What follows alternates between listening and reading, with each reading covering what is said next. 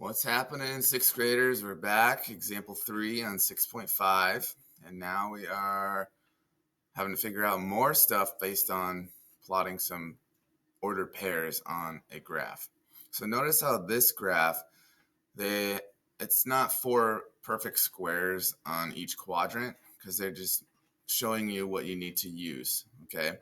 So if you have graph paper, that would help you a lot. Normally in class we would have some, but if not, you can still make one and make do with what you have. But this says an archaeologist divides an area using a coordinate plane in which each unit represents 1 meter. The corners of a secret chamber are shown in the graph. What are the dimensions of the secret chamber? So what we know is each one of those little numbers, each square represents 1 meter, okay? So let's see what we need to do. The length of the chamber is the distance between -4, 5, which is -4, 5 up here, and 2, 5, which is up here. The width of the chamber is the distance between 2, 5, and 2, 1. So here's the width. So if you imagine this is a rectangle, we got length and width, okay? You can use the absolute values to find the distances between the points, or you can count. So if you draw a rectangle on here, you can add the absolute values, which is -4, absolute value of -4 and 2. So we have -4 and 2, which would give you 6. So 1, 2, 3, 4, 5, 6. Okay. Then you can subtract the absolute values for the width. You end up with 5 minus 1, or 4. So you can also count these 1, 2, 3, 4, and end up with 6 by 4. So it's 6 meters long and 4 meters wide. That's a kind of a absolute value and all that. That's kind of a long way to do it. You can just draw the rectangle and count if you need to, if this is too much. But you can pause your video and kind of take a look and see. We have negatives, we have positives, but we need to do the absolute values because we're trying to find a total distance, okay?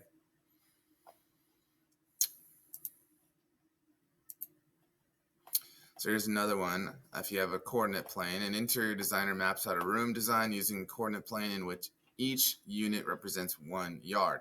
The corners of the room are located at -3, 2, 5, 2, 5, An -3, interior and designer -3, maps out a 3. room What are the design using a dimensions? coordinate plane So let's take a in which look each here at the unit tutorial and represents see how 1 they do yard. it. The corners of the room are located at the points -3, 2, 5, 2, 5, -3, and -3, -3. What are the dimensions of the room? Before we can answer the question, we need to first use the given points to draw the room in the coordinate plane. We have the point -3, 2, 5, 2, 5, -3, and -3, -3. Now we need to connect these points to represent the walls of the room. Now we can begin to answer the question, what are the dimensions of the room? We'll start with the length. The length of the room is the distance between -3, 2 and 5, 2, or -3, -3, and 5, -3. We will use the points -3, 2 and 5, 2 to find the length. To find the length, we want to find the distance between the y-axis and each point, and then add these distances. First, let's find the distance between -3, 2 and the y-axis. Because this is a horizontal distance, we will use the x-coordinate, -3. To find this distance, we need to take the absolute value of the x-coordinate, because the absolute value tells us the distance between the x-coordinate and the y-axis, or 0. So this distance is the absolute value of -3. Now we need to find the distance between 5, 2 and the y-axis. To find this distance, we need to take the absolute value of the x-coordinate, because the absolute value tells us the distance between the x-coordinate and the y-axis, or 0. So this distance is the absolute value of 5. The length is represented by both of these distances, so we need to add them. Absolute value of -3 plus the absolute value of 5. The absolute value of -3 is 3, and the absolute value of 5 is 5. 3 plus 5 is 8, so the length is 8 units. Now let's find the width. The width of the room is the distance between the points 5, 2, and 5, -3, or -3, 2, and -3, -3. We will use the points -3, 2, and -3, -3. To find the width, we need to find the distance between the x-axis and each point, and then add these distances. First, let's find the distance between -3, 2, and the x-axis.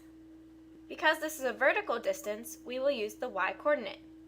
To find the distance, we need to take the absolute value of the y-coordinate, because the absolute value tells us the distance between the y-coordinate and the x-axis, or 0. This distance is the absolute value of 2. Now let's find the distance between -3, -3 and the x-axis. To find this distance, we will take the absolute value of the y-coordinate, because the absolute value tells us the distance between the y-coordinate and the x-axis, or 0. So this distance is the absolute value of -3. The width is the sum of these distances. So we have the absolute value of 2 plus the absolute value of -3.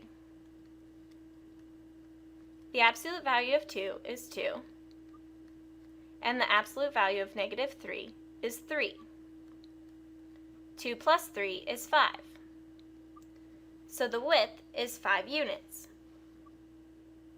The problem tells us that each unit represents 1 yard.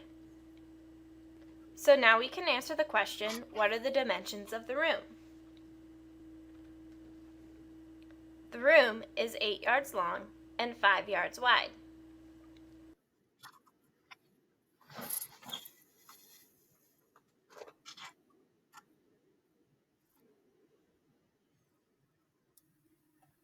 There you have it. A long kind of video to get to the point, but trying to get you to add absolute values, which if you have positive or negative, you're still going to end up with a positive number. Okay? All right. Good job on example 3, and I will see you at example 4. See ya.